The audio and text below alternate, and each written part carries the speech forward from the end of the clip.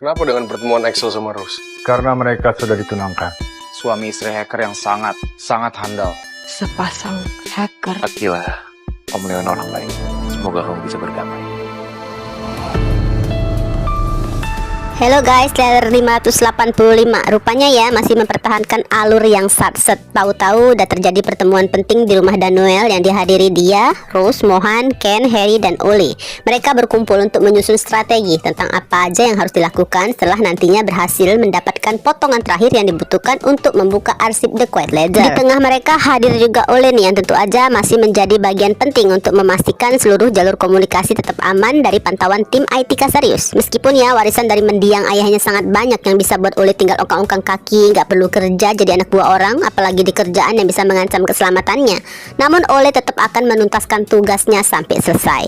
Sedangkan Kenneth Starling bisa jadi kehadirannya di sana untuk diminta menunda campaign billboardnya wajah Mohan dan Raisa sampai hari kepulangan Mohan ke rumah Alferi. Harry yang juga ikut hadir makin tegang karena sangat ingin segera menuntaskan kesalahpahamannya dengan Haruna terkait kejadian 5 tahun silam. Jika semuanya berjalan lancar, Haruna mau bisa pulang ke rumah menemui mereka, barulah Harry bisa memastikan apakah tato di punggung Haruna memang merupakan kode yang selama ini mereka cari. Rencana besar berikutnya barulah mereka akan membawa Mohan pulang dengan identitas resminya sebagai keturunan Alferic yang selama ini dianggap hilang dan mempertemukannya dengan kedua orang tuanya. Namun semua ini hanya akan berjalan mulus selama Dominic masih lengah dan tetap mengira Casarius telah menguasai separuh kekuasaan keluarga Alferic. Kemudian ya waktunya Daniel mengungkapkan satu bagian penting dari rencana besar mereka, bahwa kepulangan Mohan nantinya hanya bisa terjadi di tengah acara pertemuan antara Rose dan Axel yang berkaitan dengan perjodohan keduanya. Jelas kabar ini langsung membuat suasana berubah dan mengagetkan semua orang. Ken yang langsung terlihat pucat memang sangat syok. Sebenarnya Ken udah mengetahui hal ini dari Blade sejak awal kemunculan Ken untuk misi mendekati Rose. Hanya aja Ken belum sempat memprediksi bahwa pada akhirnya Rose mengetahui semuanya juga dan bahkan terlihat menerima perjodohan itu.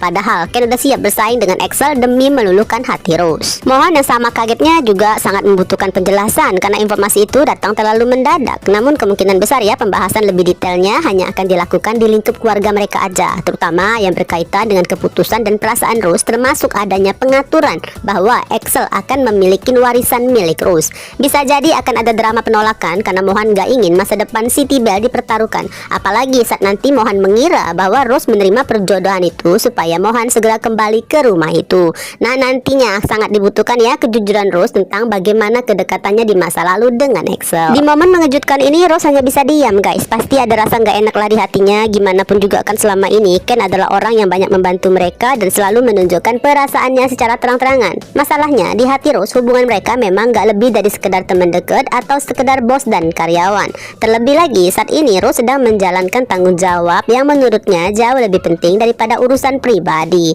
Entahlah apakah berbagai kejutan yang muncul ini nantinya akan mempengaruhi pekerjaan mereka dan mengganggu rencana launching PH yang belakangan bahkan terasa seperti sudah terlupakan. Beralih ke Ares, Cassandra, dan juga Axel yang masih menjalankan strategi terakhir untuk menyadarkan Blade. Kali ini mereka sengaja membiarkan Blade untuk diam-diam mendengarkan percakapan mereka. Dimulai, Axel sengaja mengajak Devon ke balkon dan membahas pasangan hacker yang dulu pernah bekerja di rumah itu. Meskipun Devon justru kebingungan, karena kan dalam keluarga mereka hampir nggak pernah membahas siapa yang bekerja dalam ruangan khusus itu. Namun topik ini justru langsung mengarah tepat ke sasaran agar Blade yang berada di balik pintu mulai bertanya-tanya apakah ada kaitannya dengan kedua orang tua yang baru diketahui oleh Blade ternyata pernah bekerja di sana sebagai hacker. Belum sempat Blade berpikir lebih jauh, giliran Ares dan Cassandra yang beraksi yang sengaja lewat menuju ruangan mereka sembari membahas topik yang sama. Bedanya kali ini Cassandra sengaja menyebut nama keluarga Vaughan secara langsung. Bahkan Ares pun sengaja menegaskan bahwa mereka harus menyelidiki kecelakaan tragis yang menewaskan pasangan tersebut. Mendengar nama keluarganya, jelas saja Blade yang diam-diam menguping langsung gemeteran. Perasaannya campur aduk antara marah, sedih sekaligus bingung juga kehilangan arah tentang siapa yang masih bisa dipercaya. Karena dari pembicaraan itu seolah Ares nggak mengetahui kalau penyebab Daniel masuk penjara karena telah memerintahkan anak buahnya untuk menyingkirkan pasangan hacker tersebut. Bahkan di sini jadinya Blade mulai ragu apakah ucapan Dominic sesuai kenyataannya. Untuk lebih memastikan semuanya, maka Blade langsung mendatangi ruangan Matthew dan bertanya siapa sebenarnya korbannya Daniel. Berhubung ya Dominic nggak sempat atau memang nggak kepikiran untuk memberitahukan siasat liciknya pada siapapun, alhasil terjadilah miskomunikasi dan membuat Matthew jadi orang yang paling polos dalam situasi ini, karena Matthew sama sekali nggak memahami kemana arah pemikiran Blade. Jadinya Matthew dengan mudah menyebutkan nama Brian Castella, pria yang hampir melecehkan Zendaya 5 tahun silam. Namun tentu aja guys, infonya hanya sebatas itu. Bagi Blade pun itu sudah lebih dari cukup. Harusnya ya Blade benar-benar mau menyadari bahwa semua cerita yang pernah disampaikan Dominic hanyalah kebohongan besar yang sengaja dirancang untuk menghasutnya agar membalas dendam pada orang yang salah. Hanya aja Blade merasa perlu tahu kenapa Dominic melakukannya. Dengan karakter yang emang sangat keras kepala, terutama dalam kondisi emosi yang kacau, bisa jadi ya Blade terfikir untuk nekat masuk ke ruangan Nyonya Dominic dan bertanya langsung. Bagusnya Axel udah tahu waktunya memastikan apakah Blade bisa menemukan seluruh jawaban yang belakangan ini dicari. Bahkan jika perlu, Axel siap menjelaskan semuanya secara rinci tentang identitas orang tua Blade dalam rumah itu, termasuk alasan utama kenapa Dominic terus memanfaatkan Blade selama ini. Kita bangkrut total atau kita masuk penjara. Beralih ke konflik keluarga Akila. Sepertinya Akila sengaja berdiri di luar kamar untuk mendengarkan percakapan antara Papa Michael dan Mama Mayang yang memang kelihatan sedang sangat tegang dan panik karena mereka baru aja menerima ancaman dari Angelica via telepon yang meminta mereka menyerahkan perusahaan yang masih ada atau mereka harus bersiap menghadapi kemungkinan masuk penjara. Padahal tadinya pun ya Michael dan Mayang memang belum sepenuhnya tenang dengan kaburnya Vindo. Ternyata juga Vindo udah terlebih dahulu memberikan ke Angelica sebuah USB berisi salinan bukti bahwa modal perusahaan Candawinata berasal dari uang hasil penggelapan dana yang dilakukan Michael 5 tahun silam. Seperti kita ketahui, Angelica melakukan semua ini bukan karena butuh perusahaannya. Hanya aja Angelica merasa Mayang terus menghalangi mendekati Akila. Bagi Angelica, satu-satunya cara memenangkan hak asuh sekaligus membuat Akila nggak punya pilihan selain mau tinggal bersamanya nanti adalah dengan menghancurkan kehidupan keluarga Mayang hingga bangkrut. Hal ini pun menjadi puncak dari dendam Angelica yang meyakini bahwa pola asuh Mayang telah membuat Akila menderita masalah mental BPD. Namun, tindakan Angelica kemungkinan besar justru akan membawa konsekuensinya sendiri. Karena ya, sebesar apapun kekecewaan Akila pada orang tua angkatnya, Akila tetap tahu berhutang budi dan sangat menyayangi mereka yang telah membesarkannya selama ini.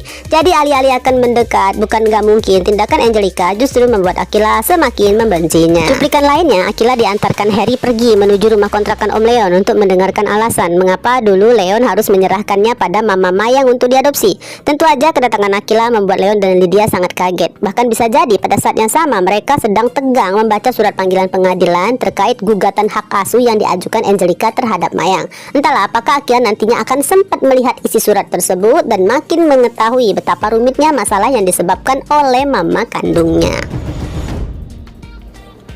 Di sisi lain, akhirnya Vio diminta oleh mamanya Cantika untuk enggak lagi menginap di rumah mereka. Bisa dibilang ini adalah bentuk pengusiran yang cukup halus. Selainnya karena memang Vio udah terlalu lama menumpang juga, ternyata Dr. Marcia sudah memiliki rencana untuk menikah lagi. Rupanya ya selama ini Cantika memang hanya hidup bersama ibu tunggal. Belum diketahui ya apakah papanya Cantika telah meninggal dunia ataukah hanya bercerai. Kalau cuma cerai mungkin nantinya akan dijelaskan bahwa papanya Cantika udah memiliki keluarga baru.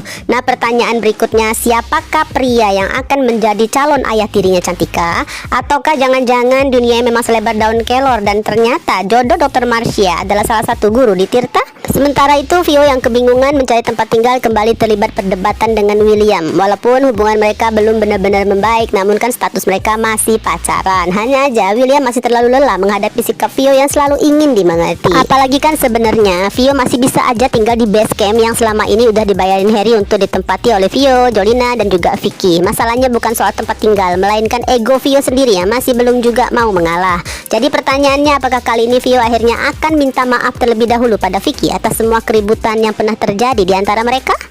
Basecamp bukan sebenarnya gue, itu aku juga. Jadi lo kalau masuk ya masuk aja.